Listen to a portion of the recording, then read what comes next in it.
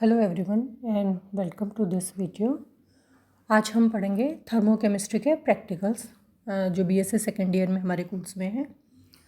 सबसे पहले हम देखते हैं कि थर्मोकेमिस्ट्री किसको कहते हैं। हम ऊष्मा रसायन ऊष्मा गति के प्रथम नियम का अनुप्रयोग है। जो हमने फर्स्ट लॉ ऑफ थर्मोडायनेमिक्स पढ़ा था उसकी जो एप्लीकेशन है वो थर्मोकेमिस्ट्री या ऊष्मा रसायन होती है। ये रासायनिक अभिक्रियाओं तथा भौतिक परिवर्तनों से उत्पन्न ऊष्मा परिवर्तनों से संबंधित है। प्राय सभी रासायनिक अभिक्रियाओं में या तो ऊष्मा अवशोषित होती है या फिर ऊष्मा उत्सर्जित होती है। अतः ये रासायनिक अभिक्रियाएं जिनमें ऊष्मा का अवशोषण होता है उनको हम ऊष्मा शोषी या एंडोथर्मिक रिएक्शन कहते हैं, और जिनमें ऊष्मा का उत्सर्जन होता है उनको हम ऊष्मा क्षेपी या एक्सोथर्मिक रिएक्शंस कहते हैं। अब केमिकल रिएक्शंस जब होती है तो बॉन्ड्स ब्रेक होते हैं, बॉन्ड्स टूटते हैं और नए बॉन्ड बनते हैं। इस पूरे प्रोसेस में क्या होता है, या तो ऊष्मा अवशोषित होती है या फिर ऊष्मा उत्सर्जित होती है। तो जिनमें हमें ऊष्मा सप्लाई करनी पड़ती है, देनी पड़ती है, उन रिएक्शंस को तो हम क्या कहते हैं, एंडोथर्मिक रिएक्शंस। और जिनमें से ऊष्मा बाहर निकलती है, उत्सर्जित होती है, उसको हम एक्सोथर्मिक रिएक्शंस कहते हैं। जैसे कि आपने देखा होगा कि जब हम लैब में NaOH का सोल्यूशन बनाते हैं तो क्या करते हैं, हम NaOH की पैलेट्स को लेते हैं और बीकर में थोड़ा पानी लेते हैं और उसमें उनको डिज़ोल्व करते हैं।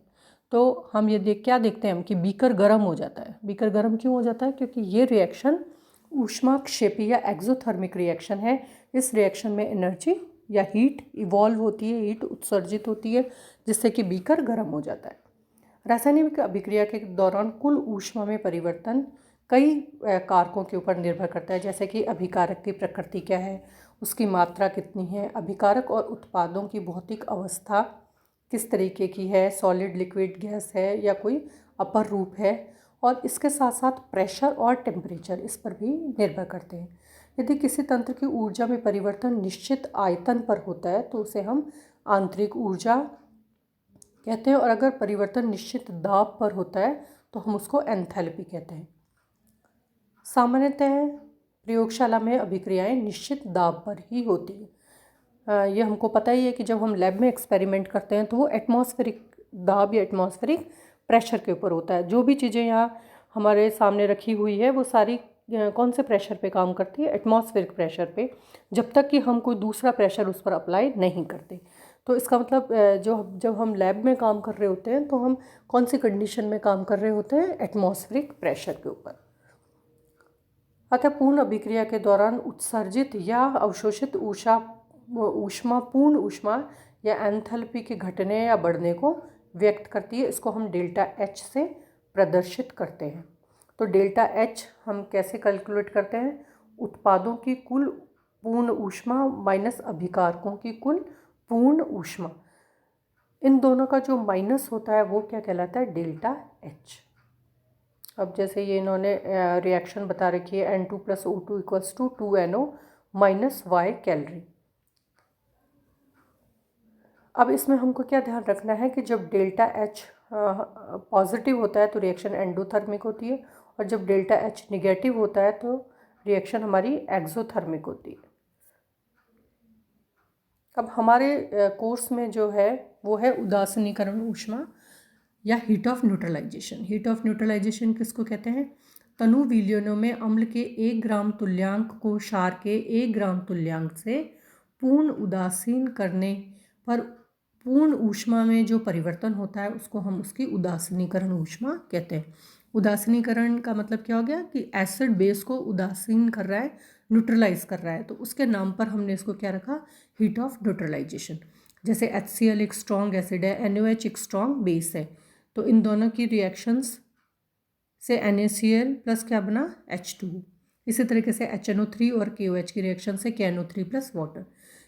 इस प्रकार की उपयुक्त अभिक्रियाओं के दौरान पूर्ण ऊष्मा में परिवर्तन डेल्टा H है, और इसको हम क्या कहते हैं? उदासीनीकरण ऊष्मा।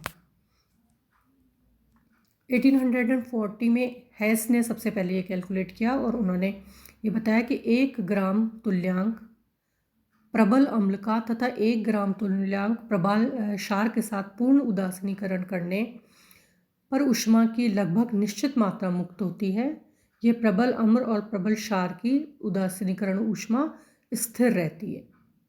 ठीक है, मतलब हम रिएक्शन चाहे HCl के साथ करें, चाहे हम रिएक्शन HNO3 के साथ करें, चाहे हम HCl के साथ NaOH की रिएक्शन करें, चाहे HNO3 के साथ KOH की रिएक्शन करें, ये जो हीट ऑफ न्यूट्रलाइजेशन होगी, उदासीनीकरण ऊष्मा होगी, वो निश्चित होगी। लेकिन यहाँ पर शर्त क्या है कि एसिड और बेस दोनों स्ट्रॉन्ग होने चाहिए। और वो कितनी होती है? -13.68 किलो कैलोरीज। तनु विलयन में प्रबल अम्ल और प्रबल क्षार का पूर्ण आयनन हो जाता है। HNO3 और KOH की रिएक्शन आप कराएंगे तो KNO3 + H2 होगा। अच्छा, अब इसमें क्वेश्चंस क्या पूछे जाते हैं? स्ट्रॉन्ग एसिड और स्ट्रॉन्ग बेस किसको कहते हैं? जब वाइवा होता है तो उस तरीके के क्वेश्चंस आपसे पूछे जाते हैं। स्ट्रॉन्ग एसिड और स्ट्रॉन्ग बेस कौन से होते हैं? जो जितनी आसानी से H पॉजिटिव आयन्स दे देता है वो उतना ही स्ट्रॉन्ग एसिड है, और जो जितनी आसानी से OH नेगेटिव आयन दे देता है वो उतना ही स्ट्रॉन्ग बेस होता है। फिर वो आपसे एग्ज़ाम में क्वेश्चन पूछ सकते हैं कि आप कोई भी 2 स्ट्रॉन्ग एसिड के नाम बताइए, कोई भी 2 स्ट्रॉन्ग बेसिस के नाम बताइए, वीक एसिड के नाम बताइए। ये सब अपन को वाइवा के लिए क्वेश्चन साथ के साथ तैयार करने होते हैं। अतः प्रबल अम्ल और प्रबल क्षार की उदासीनीकरण ऊष्मा 1 ग्राम तुल्यांक H पॉजिटिव आयन तथा 1 ग्राम तुल्यांक OH आयन के संयोग से 1 मोल जल बनने की क्रिया को हम ऊष्मा यानी कि संभवन ऊष्मा कहलाती है। तो टोटल जो रिएक्शंस होती है स्ट्रॉन्ग एसिड और स्ट्रॉन्ग बेस की, वो क्या होती है? H + OH- मिलकर के बनाता है वाटर मॉलिक्यूल। यदि अम्ल या क्षार दोनों में से कोई एक दुर्बल अथवा दोनों ही दुर्बल हो तो उदासीनीकरण ऊष्मा का मान 13.7 किलो कैलोरी से कम हो जाता है। ये अपन को ध्यान रखना है। जैसे हमने यहाँ पर एसिटिक एसिड लिया है तो जो उदासीनीकरण ऊष्मा हो जाएगी वो वैल्यू उसकी कम हो जाएगी। इन अभिक्रियाओं में H और OH आयनों के संयोग के अतिरिक्त प्रयुक्त दुर्बल अम्ल या दुर्बल क्षार या दोनों का आयनन भी होता है। चूँकि आयनन प्रक्रिया में ऊष्मा अवशोषित होती है, अतः मुक्त होने वाली कुल ऊष्मा 13.7 किलो कैलोरी से कम हो जाती है। ठीक है, अब एग्ज़ाम में वाइवा में अगर आपसे ये क्वेश्चन पूछा जाए कि ऐसा क्यों होता है जब हम वीक एसिड या वीक बेस लेते हैं तो जो हीट ऑफ न्यूट्रलाइजेशन है वो 13.7 किलो कैलोरी से कम हो जाती है। ऐसा क्यों होता है? क्योंकि जो वीक एसिड है या वीक बेस है उसको आयोनाइज करने के लिए भी कुछ एनर्जी सिस्टम को देनी पड़ती है। तो वो एनर्जी कम हो गई तो प्रयुक्त बाहर निकलने वाली एनर्जी, उत्सर्जित एनर्जी 13.7 किलो कैलोरी से कम हो जाती है।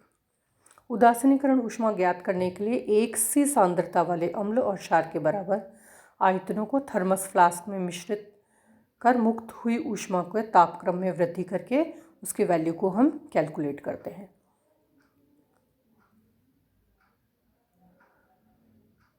तो जो हमारा नेक्स्ट वीडियो होगा उसमें हम ये देखेंगे कि इस एक्सपेरिमेंट को हम परफॉर्म कैसे करते हैं और रिकॉर्ड में कैसे लिखते हैं।